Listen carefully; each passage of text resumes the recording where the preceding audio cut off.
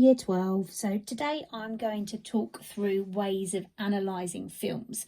Now there are two ways that you can analyse a film, either using a microanalysis or a macroanalysis.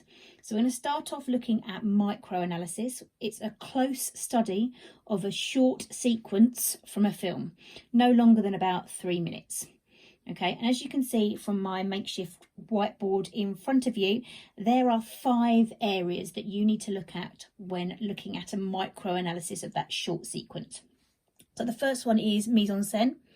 Okay, now we've looked at that in a lot of detail over the last couple of weeks, but basically you need to be thinking about the setting, the props, the way that the scene has been staged, the costumes and makeup, the character expression, and the movement of the character. Okay, now on top of mise-en-scène, you also need to think about the performance of the actor, their physical expressions, their vocal deliveries, and the interaction between them and other characters on the screen. Okay, now again, we've looked at cinematography in a lot of detail. So you should be thinking, when we're looking at cinematography, of camera positioning, camera movement, the way that the shots have been framed, the lighting, the special effects, the focus, and the colours. Okay, another element is editing. So thinking about the organisation of time, the use of continuity editing, maybe montage, maybe shot reverse shot, or anything to do with the 180-degree rule. Okay, and then the last thing is sound. So that's the diegetic sound, what we hear within the scene, and the non-diegetic sound, what's been put in and added afterwards, any music, and how sounds and visuals are matched. Do the sound match the visuals, or are they conflicting with each other? Okay, so that was microanalysis. This is macroanalysis. So that's the larger themes within the film. So this is where you look at the film as a whole. So first off, you need to think about the genre characteristics, the expectations of the audience within that genre, and whether the film conforms or subverts generic conventions.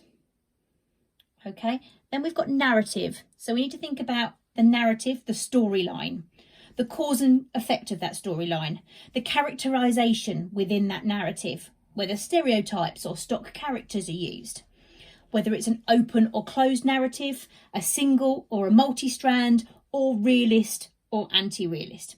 And then within narrative, you've got narrative theories.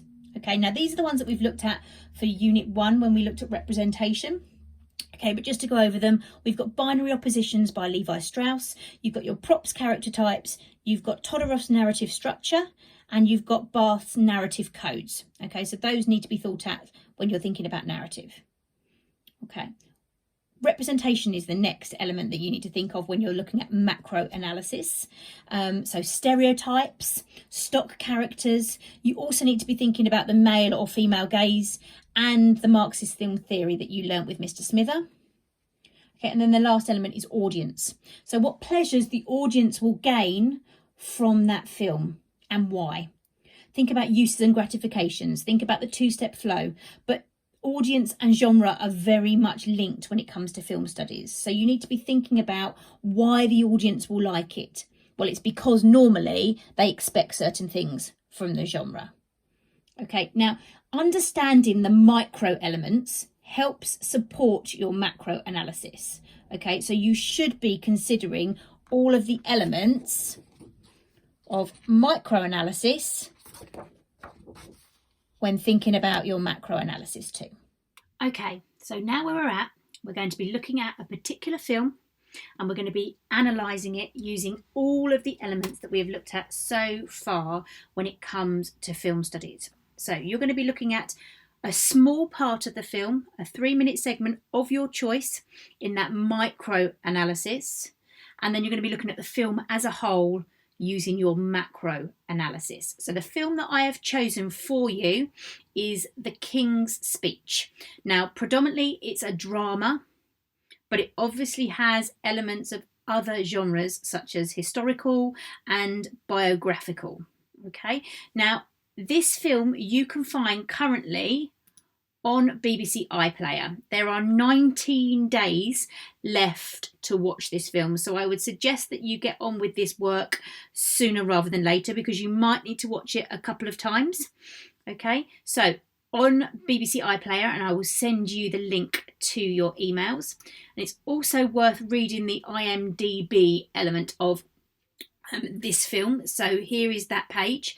You'll be looking at a bit of information about the film, the cast, the storyline, a bit of trivia about it, but also reading some of the user reviews is sometimes quite interesting as well.